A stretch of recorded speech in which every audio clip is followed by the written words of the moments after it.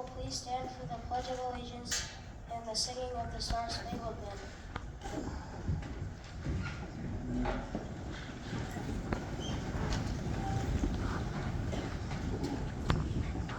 I pledge allegiance to the flag of the United States of America and to the republic for which it stands, one nation, under God, indivisible, with liberty and justice for all.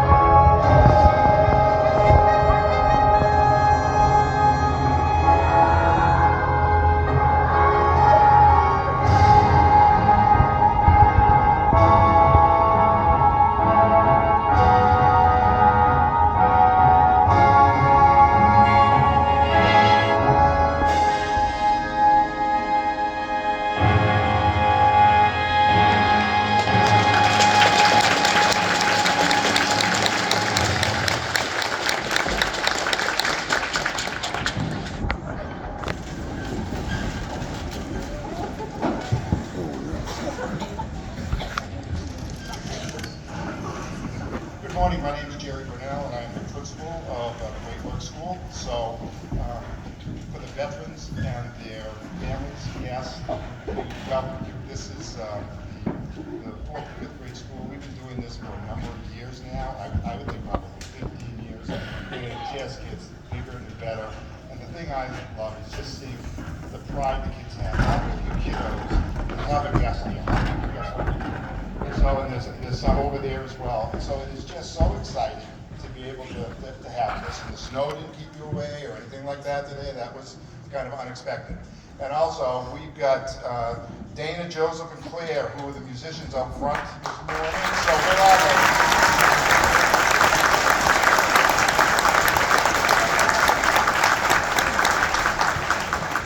That takes a lot of grit to be able to get up there in front of everyone to do that all on your own. So congratulations, you guys did a great job. So our program is about an hour, 45 minutes to an hour. And during this time, you're going to see a bunch of different things. Obviously, you've got like 180 kids here in the chorus, and so there's going to be some music, some singing, and they're going to be doing some different songs.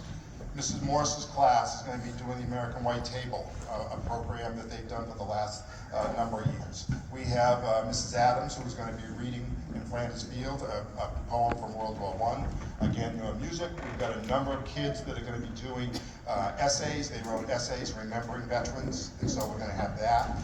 And we're thankful. We've got the shipyard. We've got folks, some active members from the military here, and they've got some questions. Now, we've learned to be able to get our questions pre-questions, because it used to be it was just random. And so you never knew what you're going to get. So, in these 15 years, we've decided to get the pre-questions. And so we have that at the end. And then, of course, we've got some goodies for the veterans and families and the kiddos. So again, this is just our little way to be able to say thank you. thank you for your dedication, thank you for your sacrifice for all of us. And so there's a lot of pride in this building, and so I hope you enjoy the show. And so I believe we've got Mrs. Morris, this classroom.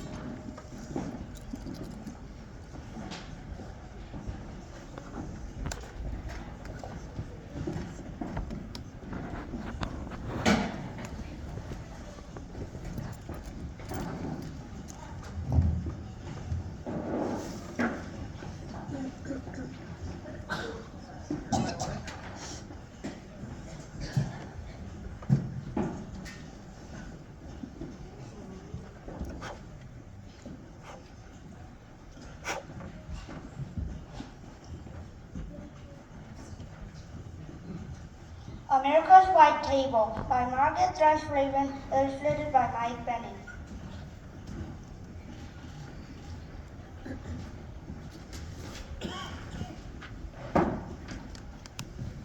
It was just a little white table, but it brought tears of pride to my Uncle John's eyes the Veterans Day he came for dinner and stood by it, except for one person, even though nobody would be eating at it.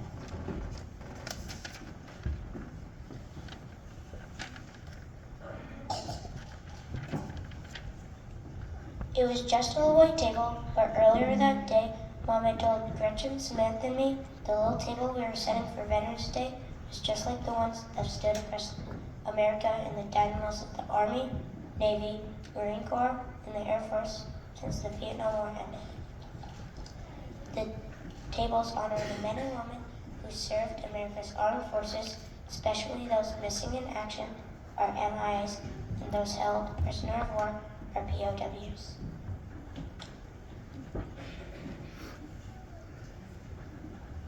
It was just a little white table, but it felt as big as America when we helped Mama put each item on it.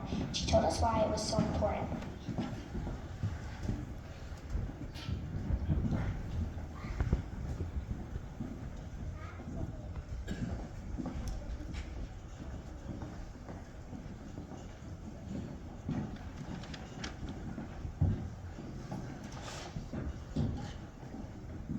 We use a small table girl, she explained first, to show one soldier's lonely battle against many. We cover it with a white cloth to honor our soldier's pure heart when he answers his country's call to duty.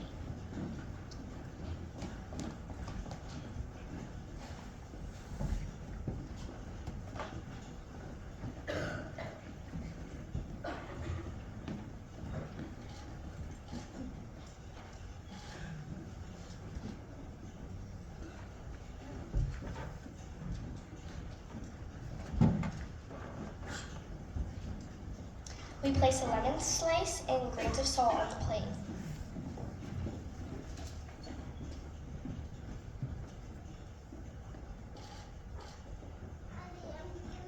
To show a captive soldier's bitter fate and the tears of families waiting for loved ones to return, she continued. We push an empty chair to the table for the missing soldiers who are not here.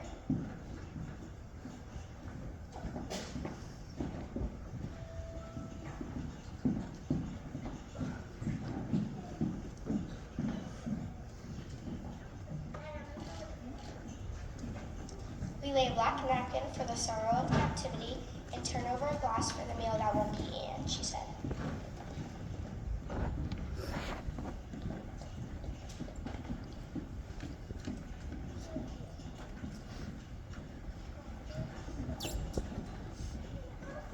We place a white candle for peace.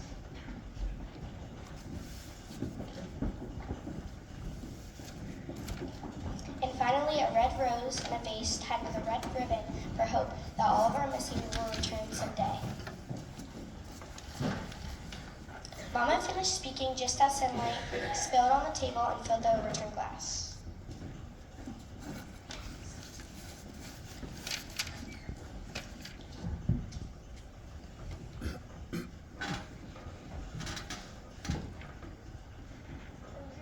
It was just a little white table, but but it suddenly made me want to burst with a feeling I couldn't explain. When Mama told us how much our setting the white table would mean to Uncle John that night. Then she told us something we didn't know. Our Uncle John, who gave us big bear hugs and spun us with airplane twirls and got me his cathedral, was a POW in Vietnam before we were born.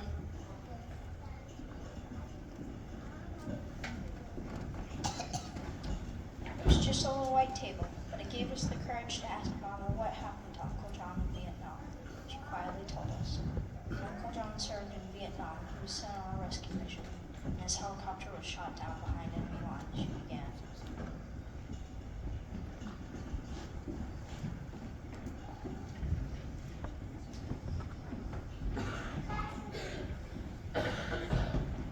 And he and his 3 crew members were taken prisoner. One crew member named Mike had serious wounds from the crash. But Uncle John and the other men tried to help better and persuaded a guard to bring Mike medicine. Then one day when a guard looked away, Uncle John and the others had a chance to escape. But Mike was too sick to go. So Uncle John stayed behind because he wouldn't leave a fellow soldier so far from home.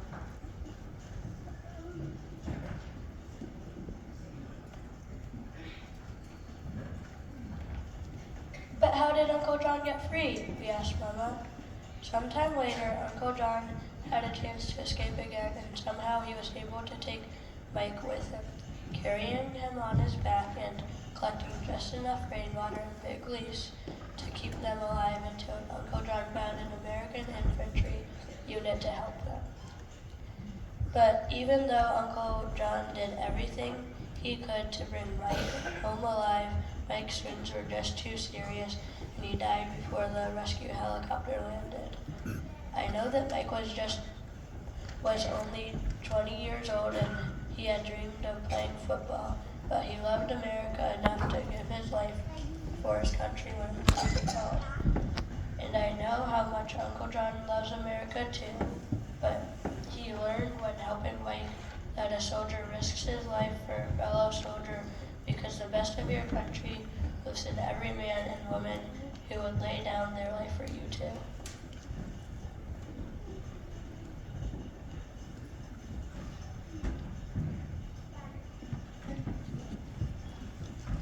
It was just a little white table, but it needed words of gratitude, like Mama's Thanksgiving meal. So before Uncle John arrived for dinner, Gretchen and Samantha and I decided to put 3 gifts of our own on the table to honor our veterans. Gretchen colored pictures of the objects on the table, and Samantha wrote out the words of "My Country 'Tis of Thee" as a tribute in a song. But I didn't know what a 10-year-old girl could ever put on the table that was as important as each veteran's gift of freedom to me.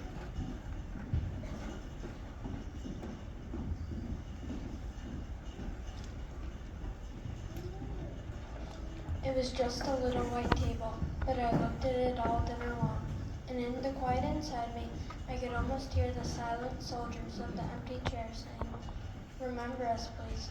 We are all real people like your Uncle John and Mike, who left families, friends, homes, and dreams of our own to protect your birthright of liberty from disappearing as easily as sunlight from a glass."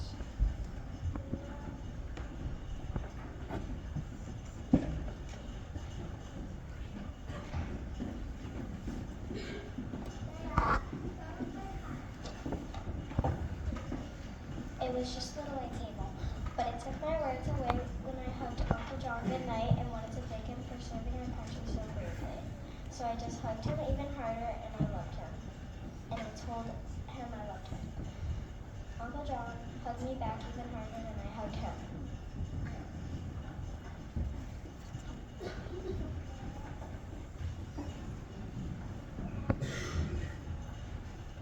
And that's when I knew that I could put on the table my promise to put the words from my heart into a little book about America's wet table.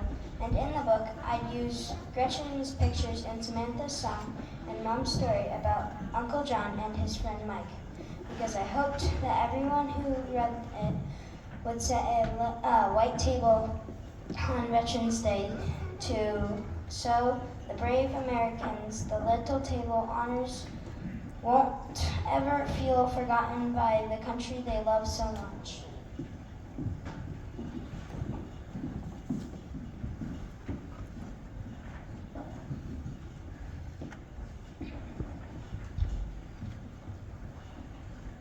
Then in the saw on the little white table, I traced the grains of their family's tears, which each man and woman who serves America is to me a hero. And that's when I saw the tears of pride fill my Uncle John's eyes.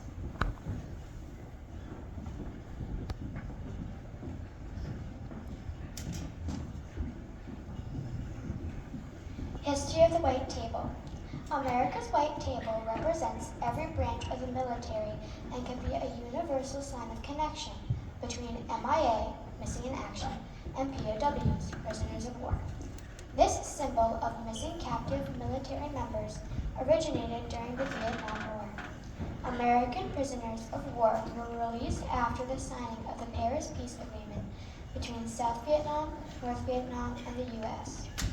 The Red River Valley Fighter Pilots Association, known as the River Rats, set the first MIA and POW remembrance table. These courageous pilots came from various groups of the armed services. At the first reunion of the River Rats after the war, the table was set in remembrance of the MIA and POW individuals. America's White Table salutes these brave MIAs and POWs with a POW flag motto. You're not forgotten so long as there is one left in whom your memory remains.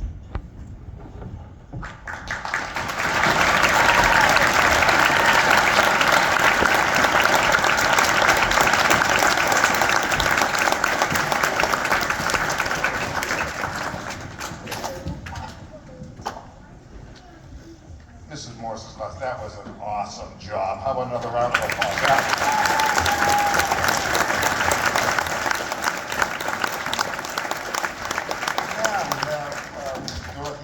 Dorothy was a fifth grade teacher for many years at Elliott and Great Work School, and so we are just thrilled to have her back.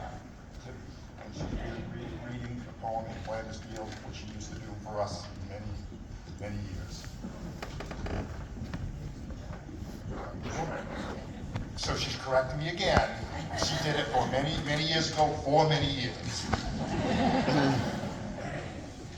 Good morning, everyone. Only a few of you remember me. I retired in 2015 after teaching here for 16 years.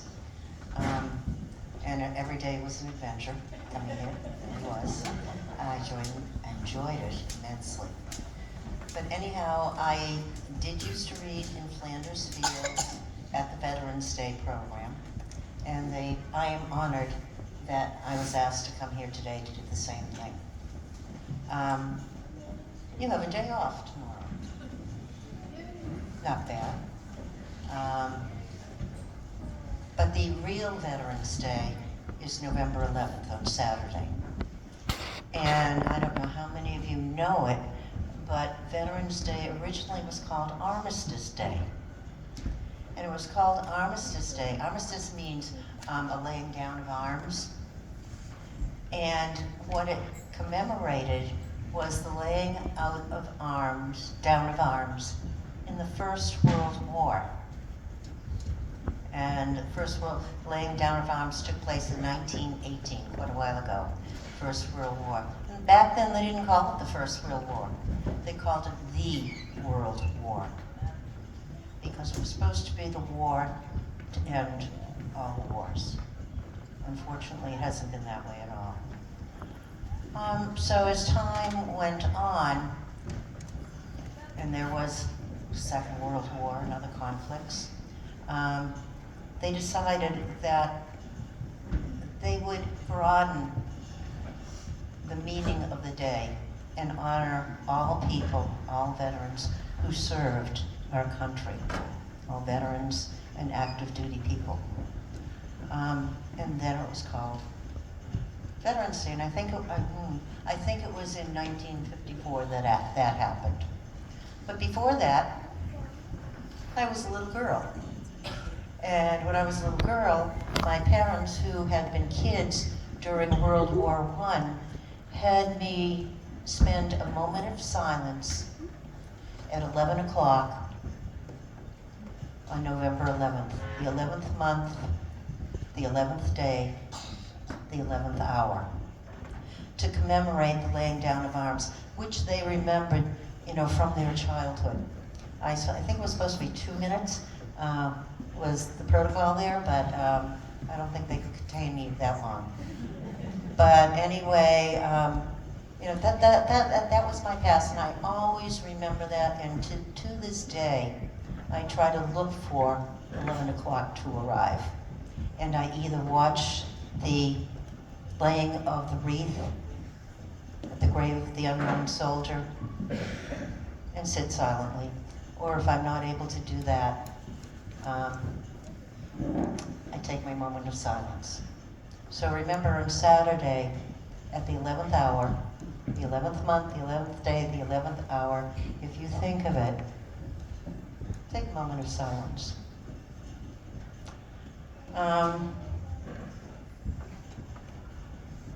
Now, the poppy that I think I have on still, that many of you received this morning, is a symbol, is a remembrance, is an honor toward our veterans, all of our veterans, disabled veterans.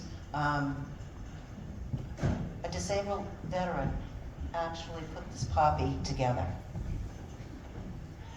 And when you wear your poppy, please think of all those, not only who are veterans, but also the disabled veterans who survived wars but were wounded, because that's what the poppy commemorates, as well as all veterans. The poppy became a symbol for remembering people who fought in the wars, because poppies grew in Flanders fields. In World War I, in France and Belgium, poppies grew all over the place. And they would just pop up, and they were little red flowers like you have. And they really became, for many countries in Europe and America, the symbol for Veterans Day and the symbol of remembering those who died. And the poppy's popularity, I think, to a great extent, it comes from the poem In Flanders Fields. Lieutenant Colonel John McCrae was a military man from Canada, and he fought in Flanders Fields, again, France and Belgium. And he sat on a hillside one day, and he looked down at the field. The field had crosses, and many of his comrades were there, buried in Flanders Field. And one of his best friends had just died there a few days earlier. So he sat down, pulled out a pencil, and wrote these words. In Flanders Fields, by John McCrae. In Flanders Fields, the poppies blow between the crosses, row on row, that mark our place. And in the sky, the larks, still bravely singing, fly, scarce heard amid the guns below. We are the dead. Short days ago we lived, felt dawn, saw sunset glow, loved and were loved, and now we lie in Flanders Fields. Take up our quarrel with the foe. To you from failing hands we throw the torch, be yours to hold it high. If ye break faith with us who die, we shall not sleep, though poppies grow in Flanders Fields.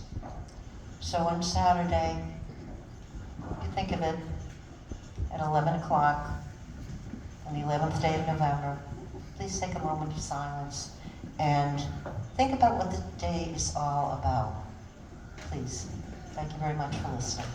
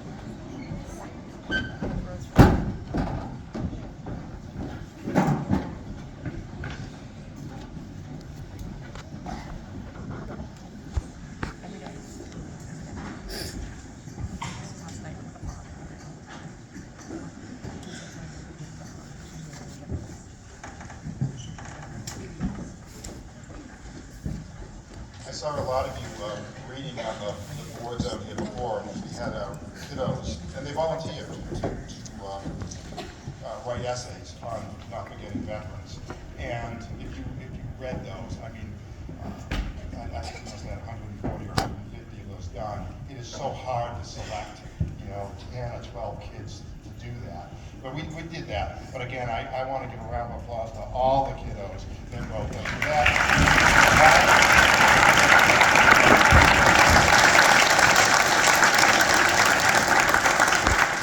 So if you didn't get a chance to read that, take a look on your way out. And so we have selected, again, there are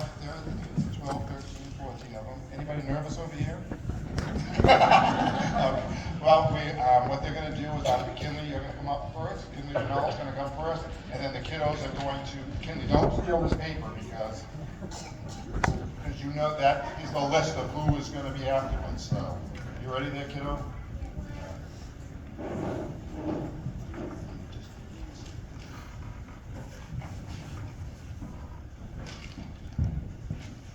Hi, I'm Kinley, and this is how I would tell a veteran thank you. I'm thankful for how they served our country. They have been hardworking to keep us safe. They sacrificed so that we could live.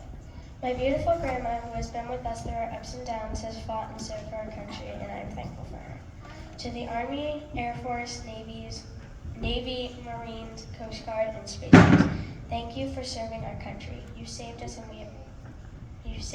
and we all thank you for that. You guys are lifesavers. Thank you, veterans. Next up, we have Luke Loyally.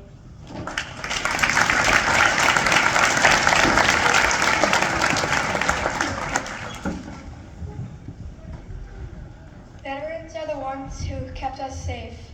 They fought for our freedom, sacrificing their own. They put in all their effort just to protect us. If anyone, they are the best heroes. If you don't know what I'm talking about, veterans are people that served in the Marines, Army, Navy, Air Force, Coast Guard, and Space Force. This is why nobody should forget our veterans.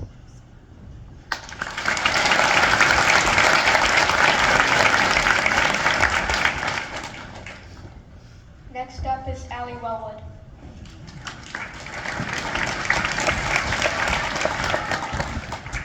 We will not forget our veterans by Alyssa Wellwood.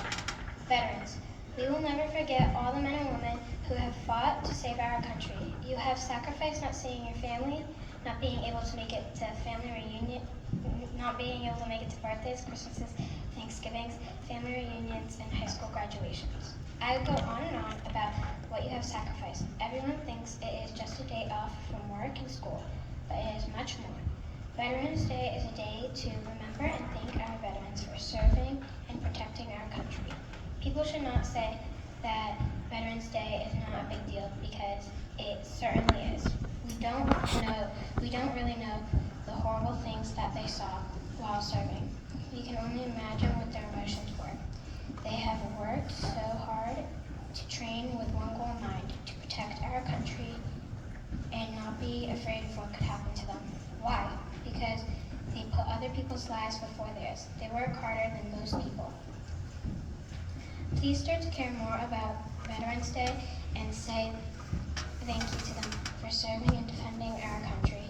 Please don't treat the holiday like it doesn't matter, because if you do, it is like saying you have forgotten all they did for us. The people who are serving in the Army, Air Force, Navy, Coast Guard, Marines, National Guard, and the Space Force deserve to be honored.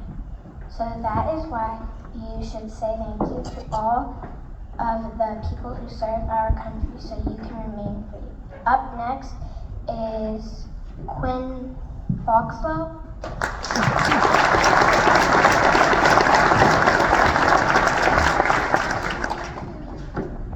My name is Quinn Foxlow, and I will be reading today. We will not forget. You left your wives, families, friends, pets, everything you had in order to protect us. You must have missed so much and suffered so immensely when you were away from your homes and families. Thank you for the patriotism, the passion, the selflessness, and the courage you had to push through and work for everything you love. You had to defend freedom even in the face of danger. You sacrificed for America's freedom and pride. Thank you for all you do and all you give, whether you worked in the Army, Navy, Air Force, Marines, Coast Guard, or Space Force. All you can do is remember.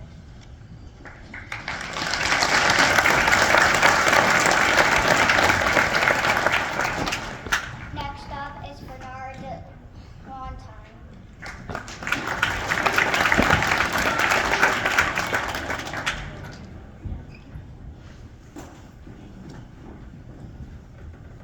We will not forget our veterans by Bernard Longtime.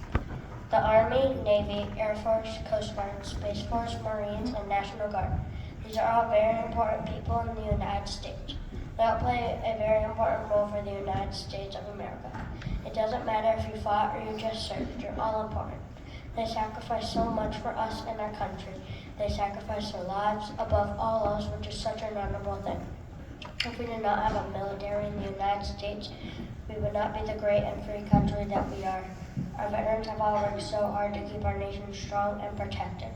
Some of you might have had people you know die, and you remember all they sacrificed and missed.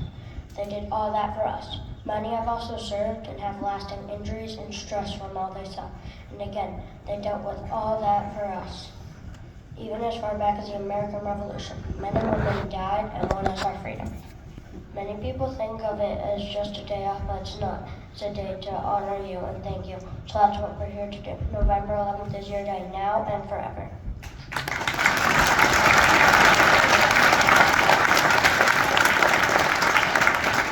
Next up is Eloise Foster.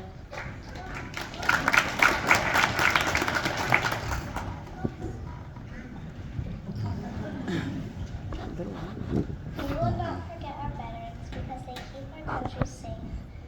They will not forget our veterans that they also sacrificed their lives so that we could live. They will not give up and keep fighting for us. We will not forget our veterans.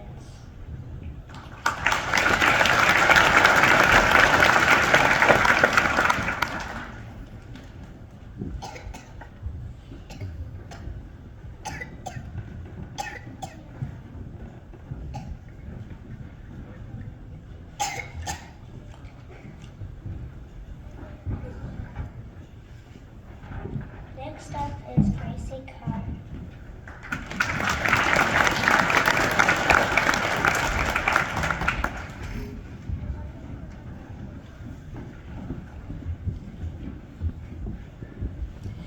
Veterans. They tried their best to make us free. They risked our lives for you and me. They barely slept at night to fight. They used all their might to get our rights. They went through the pain, not for the fame. They did because they cared. There's no time to spare. They make you cry when they're gone. Does not mean we shouldn't stay strong. They fought for you, they fought for me. All they want is for us to be free. Here, there, they fight everywhere.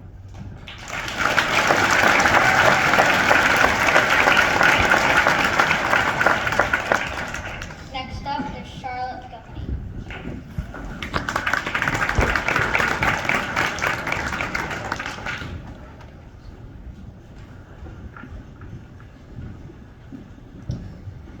We will not forget how you served in the military, so bravely fighting to save us and lighten the world.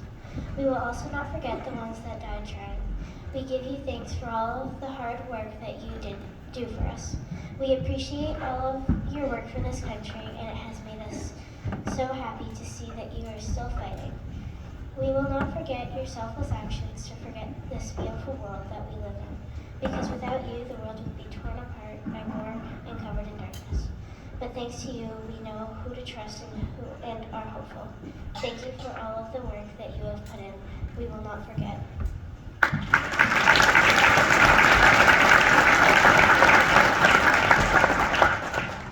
And next up is Jace Morrell.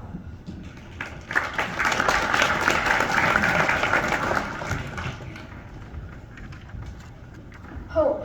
Hope stands strong. It stands as strong as life, and life is a gift.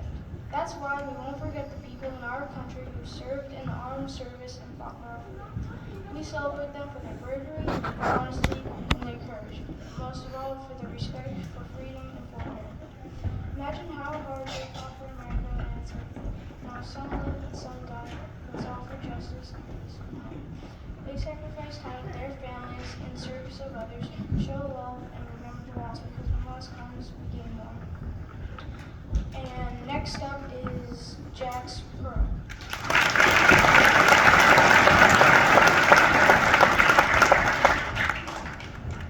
We will not forget our veterans. Thank you for your respect for our country. This goes out to the Army, the Navy, the Marines, the Air Force, the Coast Guard, the National Guard. We have so many tragic events, and we were there for all of them. It is our duty to keep showing respect and honor to you all. I am very grateful to be protected by a strong government and to be alive right now. So thank you so much for your sacrifice and for fighting for us. We will keep showing respect to you all because you deserve it. You are the true heroes.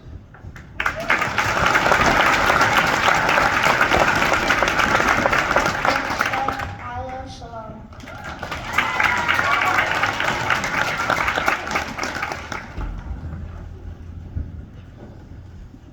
Hello, my name's Allison, and today I have a poem for you. We won't forget what you did to serve for us so we could live. On sea, air, and on land, you are not afraid to stand. You protected us without a fright. War doesn't last through the night. So many fights through the years to know someone's hurt brings families to tears.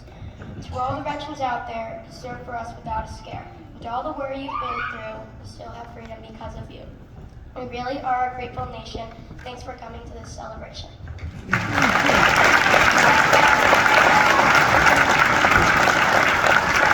up, Under Edgar, read by Zen Glickman.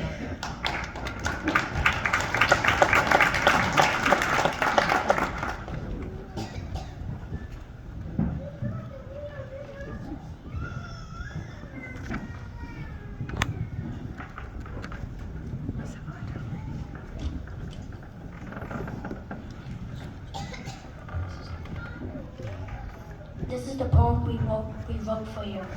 Veterans are effective lifesavers. They could save our country effectively every day. They respect us, like us, they are us. They protect us, so we will not forget you. So do not forget that we all need you to keep us safe. Next up is CC LaPlante.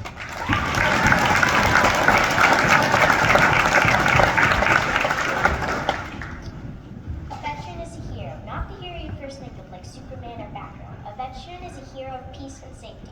If it weren't for veterans, we wouldn't be able to leave our house, no going to school, no playing with friends. If it wasn't for veterans, we would not be free. I had a great-grandfather who was a veteran. I did not know him well because he died when I was very little. But I know he helped us just like every other veteran helps. We have eternal gratitude for you veterans. I hope you enjoyed this. Now back to Mr. Bernard.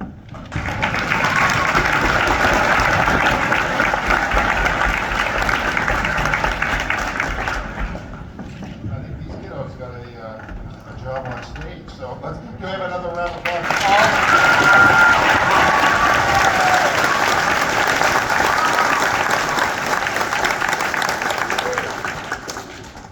So now it's for the shipyard folks, right? All right, so we've got some folks, again, we've got a lot of veterans here, but we were lucky to have some folks from the shipyard. Yeah.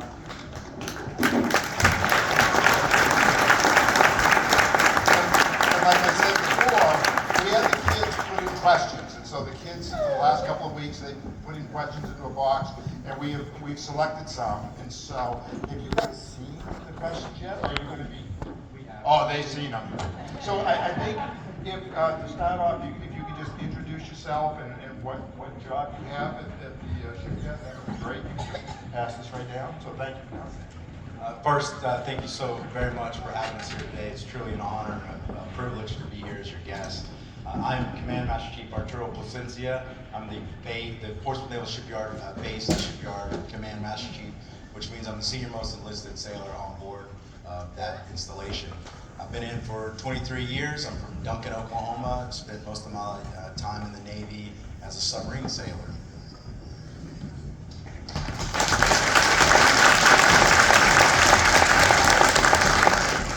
Good morning. My name is LSSN Evans. I've been in for 2 years now. I work in the clinic as a supply specialist, and I'm from Fort Worth, Texas.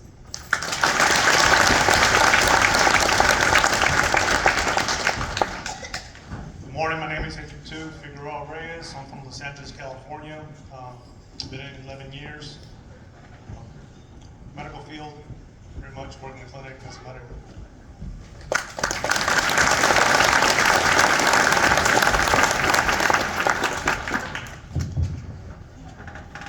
Hey, how's it going, everyone? I'm Petty Officer Clay. I'm from San Diego, California.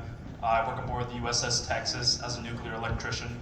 So Could talk all day about that, but we're not gonna do that.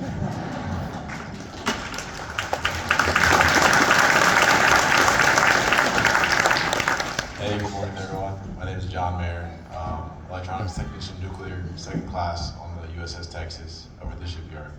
I'm from Atlanta, Georgia. It's very new. This snow this morning, it very surprised me. But thank you so much for having us, and it's so awesome what we have here.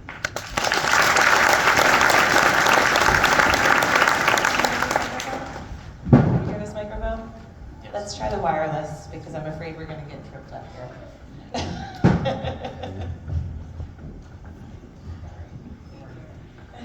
Morning, everybody. I am M.A.T. Ruiz. I've been in the Navy for 2 years. I am at the Portsmouth Naval Shipyard. I'm security. I drive a boat around all day and guard the waters. It's very fun. I'm from Los Angeles, California.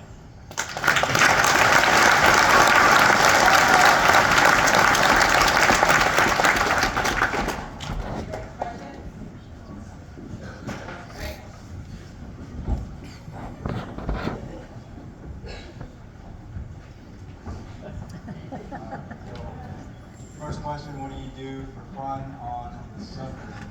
We'll turn that over to one of these guys off in Texas. What do you guys think? So on the submarine, first you're at work, so you have to do your job, but if you do get some time off, card games are an absolute go-to. And if you're lucky and you've got not too much to do, you might be able to play some video games.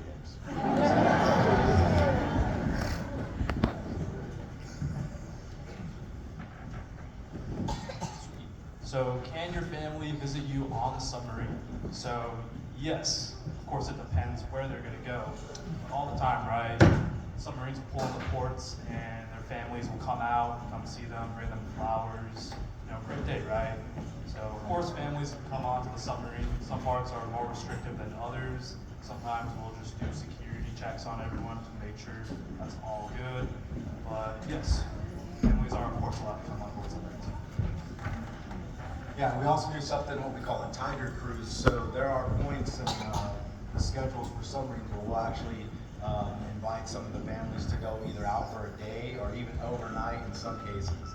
And we'll actually do some operations. We'll do a couple of different, we call them angles and dangles, where we take the submarine up 30 degrees, and back down 30 degrees, and go left, and go right. It's like flying in a jet, but underneath the water. And so it gives us a chance to let the families see what we do on a regular basis. Periscope cabin, emergency doors, and things like that. Some flying out of the water. So there are chances for that.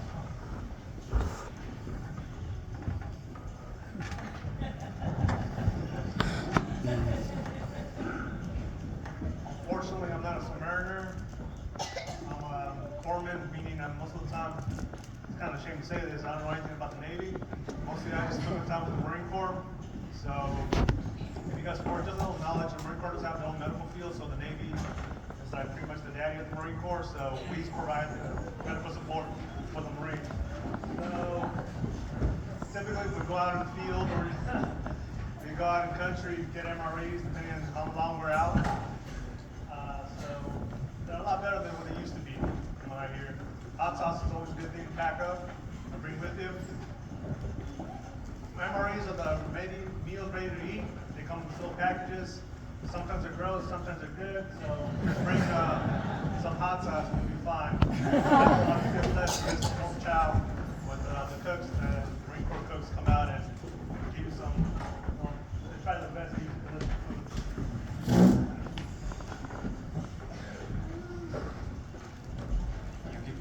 If you guys like burgers, macaroni, pizza, submarines got them.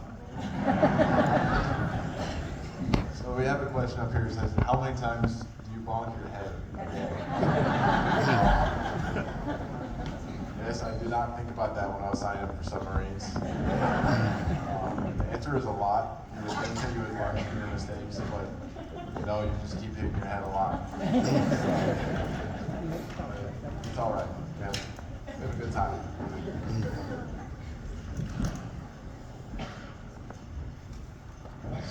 question is, how many people are in a normal crew? CMC, correct me if I'm wrong, but usually submarines will run about 150 people or so, more or less. Of course, there's different types of submarines that can accommodate more, but Mayor and I are over on a fast attack. We're both on the USS Texas, so for our boat, it's about 150 people. So we're now being stationed at clinic. Depends. Right now we have about 30-something enlisted, along with 20-something civilians helping us out, seeing our sailors and fellow service members as well. So it really depends. I just came from 1st Medical Battalion in Camp Pendleton, California, and we had about 700 sailors. For you guys, just a little more familiarization with Medical Battalion. Pretty much where we are is the ER, where we go out in country. Whenever our boys and girls get hurt, they send them to us, and we try our best to resuscitate them and send them back home.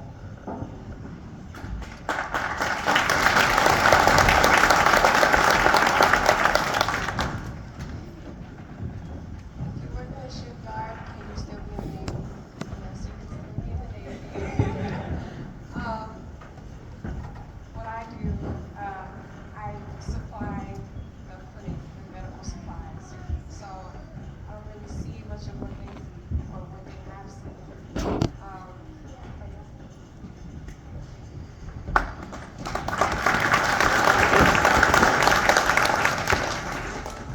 Alright, was training hard?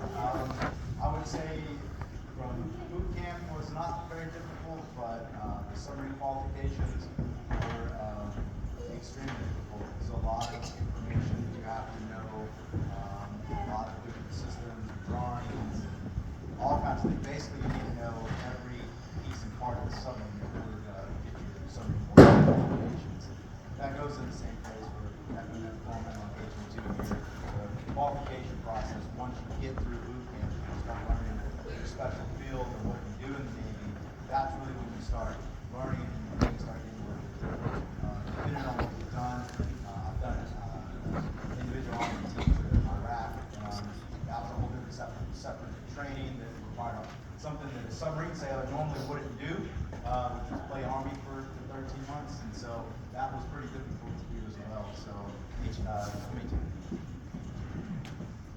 So training for me in law enforcement was a bit difficult. There are some things you have to go through in working with teams and people. Things that local law enforcement also know that you correlate with them, because we don't only just work as Navy by ourselves. We also have like regular civilian police that work with us too. The tactics that we use are tactics that they use in other police departments, like around here in South Berwick or Kittery. They would know some of the same things that we do.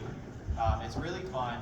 On top of that, you do have to do, for my particular job, you do have to do a swim qualification, which is fun, because then you get to spend a day in the pool, and if you like to swim, that's definitely a plus. If you're a better swimmer, you can also do a lot of other things, like I tried out before for being a Navy SEAL. I'm not the most fit, but I mean, if you're into fitness, that will also work for you, but that's also a very difficult training to do.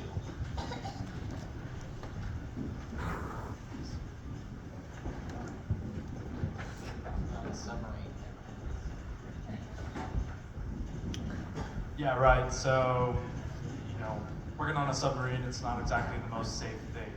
So we have a corpsman on board at all times. So usually what we'll do is we'll have a more senior corpsman who's been in about 10, maybe 12 years, give or take, more or less. Yes, we do have a doctor on board. If we're going to get hurt, we need someone to be able to treat us to make sure we can run safely and smoothly.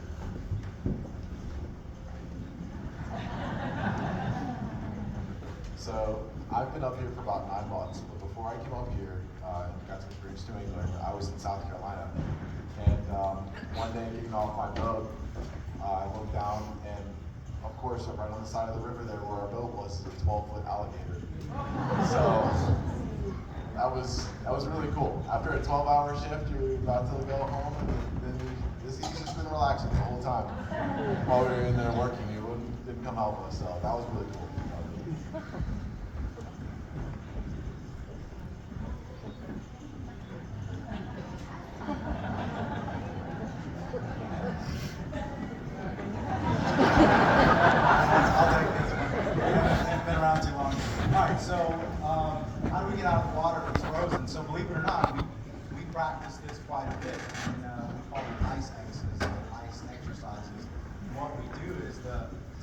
submarine is called a sail, and that sail on certain submarines is hardened with extra metal and things like that. And what we do is we have a special system that we put on the submarine, and it's like it basically detects the depth and the thickness of the ice.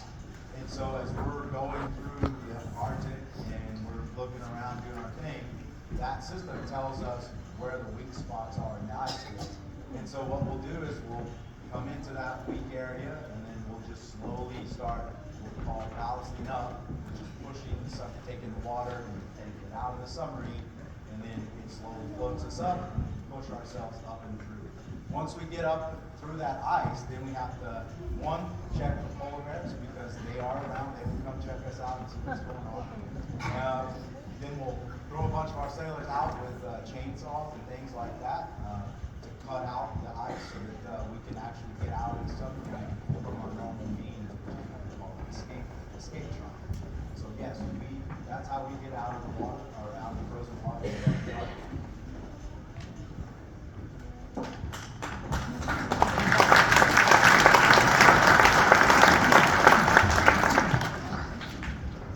Do you have a home on land? Yes. Some of us stay in what we call barracks. That's just housing for lower enlisted. And then the rest of us stay, out in town. So if you see us in Walmart, do you ever get claustrophobic? No. It's actually funny though, because that's one thing that they have to screen for when you're trying to say that you want to be a submariner. So it is a decent process, but yeah, if you get claustrophobic, then it's not going to be a good time. The whole boat is a jungle gym. So if you think you can fit inside the space and it's time to clean, why not give it a shot? See if we can go clean in there. See if it's really dirty, then you've accomplished something great. No one else is willing to get in there. So it's a great time. It's a good thing to challenge yourself with, and you have to enjoy it. Otherwise, if you are claustrophobic, you're not. It's not a good time.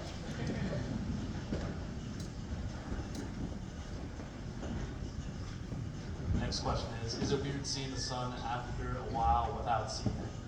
I cannot say from personal experience because my boat has been in the shipyard for the past 3 years. CMC, I don't know if you want to touch on that. It is pretty weird. So we do something when we're on our deployments, anywhere between 6, 8 months. I've done just over 8 months is my longest deployment. And we do something what we call Periscope Liberty, which is we've been out to sea 60, 90 days or what have you. And what we'll do is we'll just have the crew, when we're at Periscope depth, and we have a little periscope up and you can't see the submarine. We'll actually let the crew look out of the periscope to just get some bearings and like understand, because day and night is all kind of blends together, right? So we turn the lights off for the most part when it's sunset, and then turn them all on when it's sunrise. That doesn't really give you a good understanding of what's going on. If you're not looking at a clock, you will lose track of time. And so it is weird seeing the sun for the first time after you've been underway for quite a while, but we do try to give everybody a chance to have some periscope liberty, at least look out and see the sunset or something like that.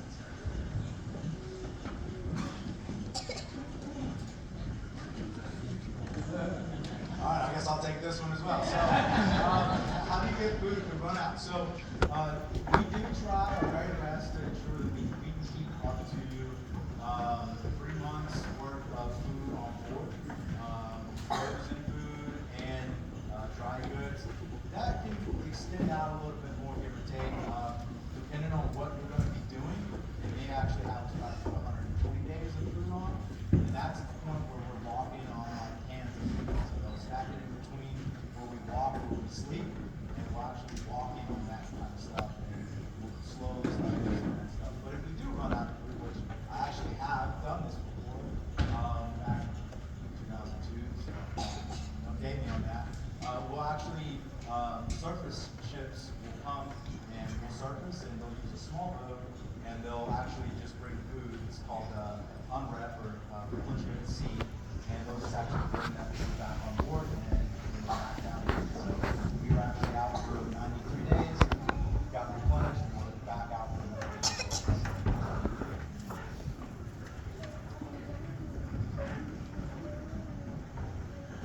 Do you have to wear your uniform 24/7? No.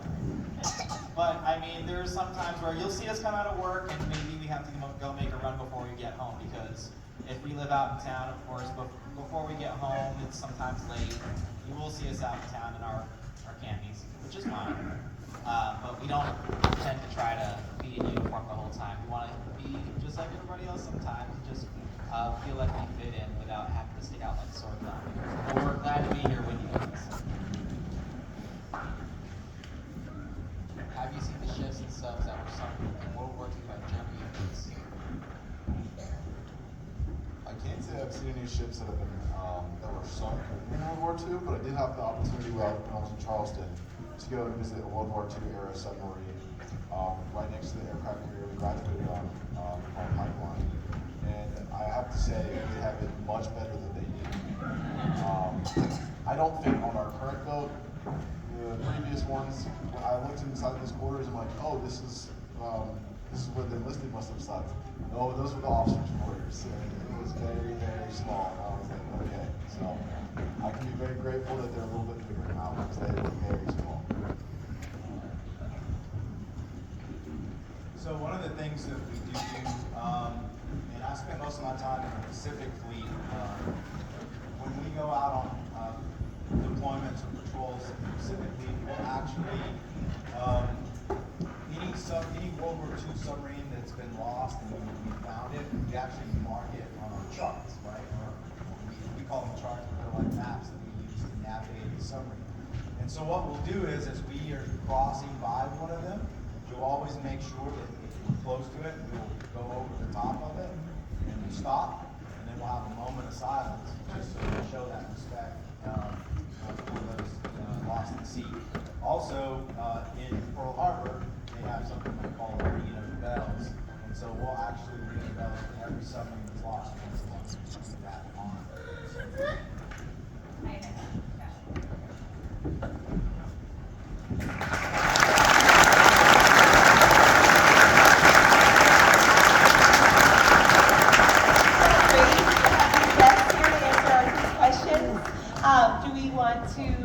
Do you want to do the flag? Excellent.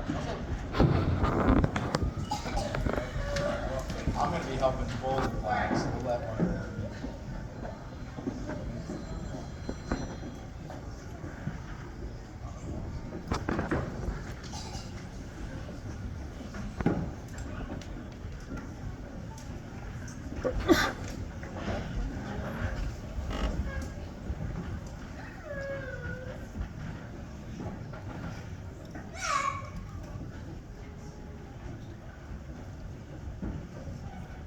Awesome, right? So every morning at 8 o'clock in the morning, we'll always put the flag up, and at sunset, we take the flag down. So whenever we have to take the flag down, we have to fold it in a ceremonial way, so that way the flag can be stored properly. So what they're doing now, right, they're going to fold it in the way of a triangle, if I'm not mistaken. And this way, the flag will be maintained properly. It'll have good pieces in it, so that it can be stored in a good way.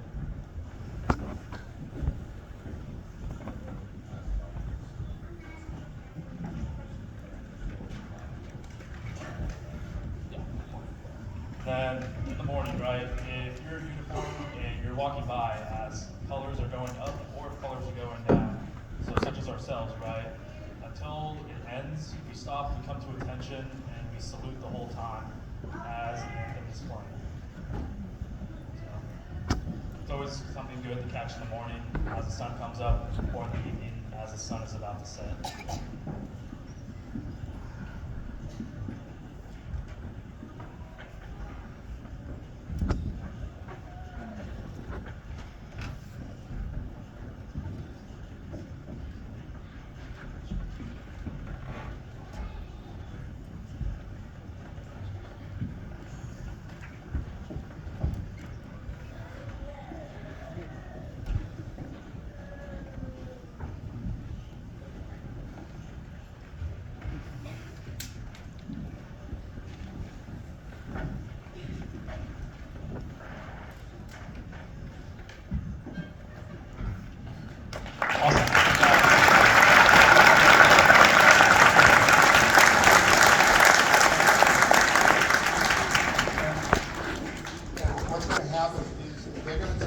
flag, we just got that today. They're going to take that to the shipyard, and they're going to put it up to the flagpole and then return it to us.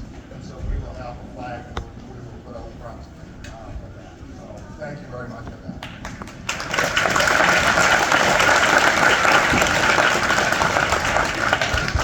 Chorus is going to wrap up our program before the VFW really wraps it up.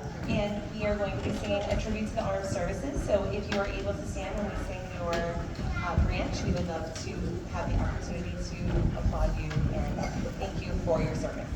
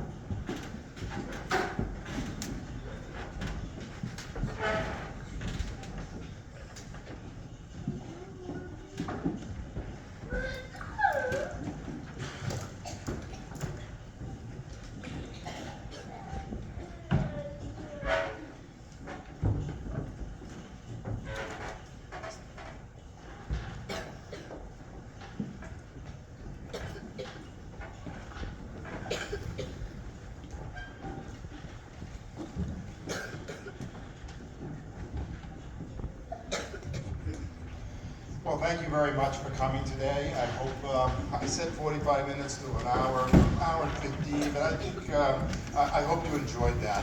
Thank you all. Now comes the crazy part. Okay, so now comes the crazy part.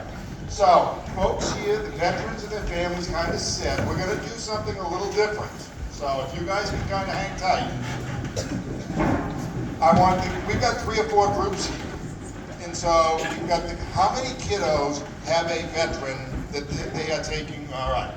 So in a second, not yet, in a second, I'm going to ask you to quietly come and kind of find your veteran and hang tight with them.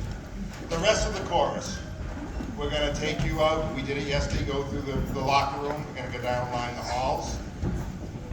Kids over there, if you don't